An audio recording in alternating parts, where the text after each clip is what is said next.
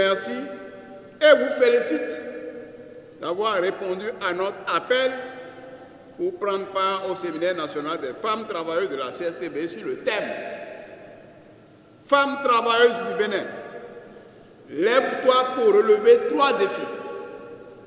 Premièrement, l'amélioration des conditions de vie et de travail de la femme béninoise. Deuxièmement, la restauration des libertés syndicales aujourd'hui muselées. Puis en troisième position, la suppression du pacte colonial et la conquête de notre souveraineté monétaire, de production et de notre personnalité africaine. C'est en exécution du plan de travail annuel 2021-2022 qu'il a été prévu ce séminaire national des femmes travailleuses de la CSTB qui devait se tenir en décembre 2021. La tenue effective du séminaire au début de l'année 2022, qui vient après l'organisation du séminaire national de formation qui a eu lieu dans cette même salle les 22 et 23 novembre 2021, s'inscrit dans la logique générale de notre organisation qui veut permettre à nos responsables syndicaux, hommes comme femmes, des secteurs publics, privés et du secteur informel, de se doter des outils et matériaux nécessaires en matière d'information afin de leur permettre de mieux porter et défendre les revendications des travailleurs pour leur satisfaction. À la CSTB, nous ne nous contentons pas de parler de l'émancipation de la femme comme cela se ressasse dans des séminaires et autres forums des femmes où on prêche la libération de la femme sans s'intéresser aux conditions de vie générales de la société où elle se trouve. Nous ne parlons pas de la femme en général. Nous nous intéressons à la femme béninoise qui se bat tous les jours pour la vie, la survie et le développement du pays, contre des politiques assassines des gouvernants à la solde de l'étranger, des politiques qui chassent les femmes des voies publiques sans autre alternative, chassent leurs enfants et marient des emplois, les obligent à se prostituer, les obligent à accoucher dans des conditions déplorables, parfois au péril de leur vie. Nous nous intéressons donc aux femmes pauvres. Il y a 2 grandes catégories de femmes. Il y a les femmes pauvres et semi-pauvres, exploitées. Il s'agit donc des paysannes, des artisanes, des ouvrières, des fonctionnaires, etc. Et qui font plus de 90% de la population et celle de la petite minorité qui exploite les premières. Nous avons ainsi actuellement des femmes des partis bourgeois qui approuvent, soutiennent et propagent la politique anti-femme de Patrice Talon.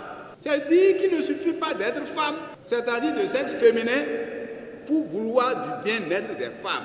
On ne devra jamais faire cause commune avec elles au nom du sexe ou du genre. C'est une question de classe sociale. Et les femmes pauvres qui souffrent et se plaignent ne doivent pas se laisser aller à des rêveries. Et on dit lutte des femmes, émancipation, l'homme, la femme doit se libérer de l'homme et autres, du féminisme. Ce n'est pas de ça qu'il s'agit. Les conditions de la femme travailleuse du Bénin. La femme fonctionnaire, ouvrière des entreprises publiques, semi-publiques et privées, subit une double exploitation au travail et en famille. Au travail, elle subit les mêmes conditions draconiennes de travail comme les hommes. Salaire insuffisant, tous les jours érodé par les taxes et impôts. Elle est frappée par les lois et mesures assassines du régime de la rupture. Radiation, interdiction de liberté syndicale, on interdit la grève, et de manifestation. Elle est frappée par des mesures injustes, discriminatoires, liées au sexe. Donc, à travail égal, salaire inégal, notamment dans le privé. Licenciement déguisé pour cause de grossesse et ou de maternité. Harcèlement sexuel, etc., etc.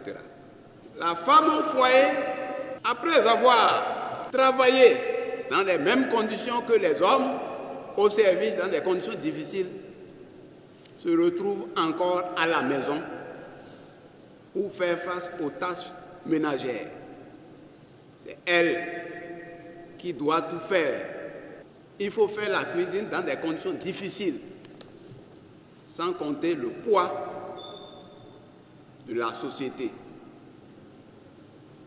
Donc, la femme au foyer a encore des difficultés. C'est elle qui doit s'occuper des enfants et s'occuper aussi de son mari. Cela n'est pas facile. Dans ces conditions, que faut-il faire? Dans ces conditions, il faut que les femmes se lèvent et se battent auprès des hommes, créer partout des conditions d'allègement des tâches ménagères et participer à la création partout, dans des centres ruraux et urbains, notamment dans des administrations, des quartiers de ville, des services, crèches. Il faut créer des crèches, des cantines et réfectoires publics. Il faut que la femme, aux côtés des hommes, se batte contre des mesures scélérates. Les lois, par exemple, sur l'embauche, qui prévoient l'embauche et le débauchage des hommes à tout moment, ce qui rend la femme encore plus esclave.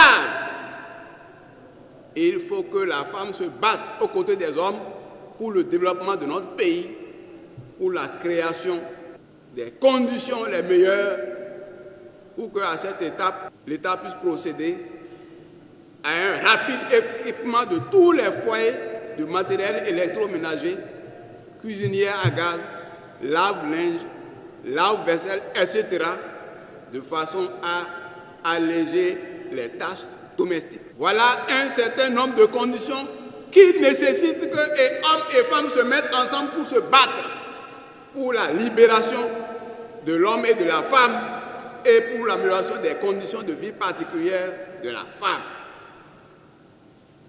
Ce sont sur ces mots d'exhortation à des débats fructueux et des conclusions et recommandations porteuses d'avenir que je déclare le premier séminaire national des femmes travailleuses de la CSTB 2022 ouvert, en souhaitant que vous suiviez très bien les communications, les deux communications qui vont passer, qui se complètent, et que vous interveniez sans état d'âme, sans timidité. Vous êtes ici entre vous.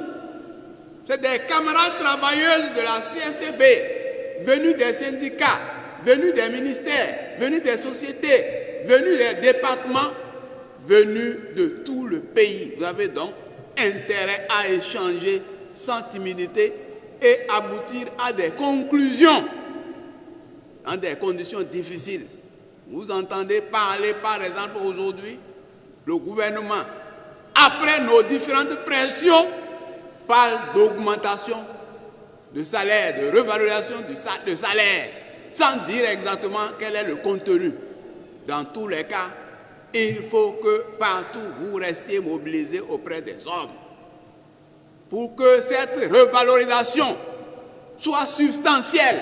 Il ne faut pas donner un truc dérisoire qui sera érodé par les taxes et impôts déjà inventés pour annuler même l'augmentation.